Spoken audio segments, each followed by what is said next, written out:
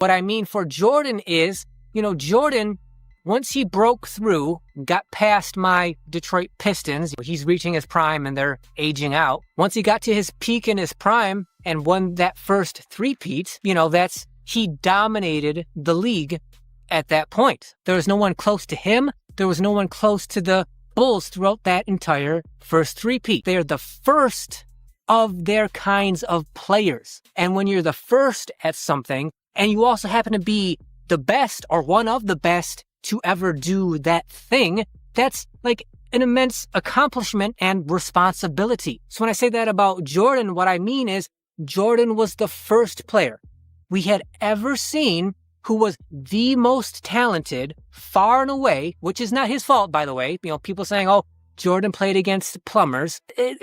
Just like it's not LeBron's fault the competition that he played against, not Jordan's either, right? Neither one's, responsible for the competition that was around in their playing days. But Michael Jordan, by far the most talented. But what we never saw before is he was the most talented, but he also worked the hardest, which you got him the dominating success that he did. His career path for greatness was like, okay, get through the 80s, get to the 90s, get Phil Jackson and Scottie Pippen, dominate the league, retire, come back, get another three-peat, still the most talented, still works the hardest, still has the most success, the most dominance for another three-peat, and then goes away again. That's Jordan's greatness.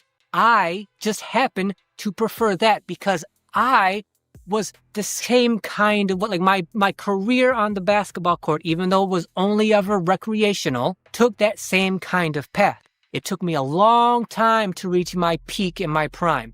But by the time I got there, because I went so hard when I got to my peak in my prime, it was very short-lived, and then I fell off because I drove my body into the ground. So because I did it that way, I relate to Michael Jordan because his whole philosophy, when we're in the 90s and there's no internet and all we can do is read and watch on TV, the information that why Michael Jordan is as good as he is. And the main piece of information is he outworks everybody. He's the hardest practicer. Well, okay, we've never seen him, a player like that, do those kind of things and have that kind of success before. So yeah, me in the 90s, I just went as hard as I could, especially in practice, because that's what Michael Jordan did. For me, it ended up being finally getting to my peak. And then by the time I got there, my body was pretty much riddled with arthritis and I immediately fell off.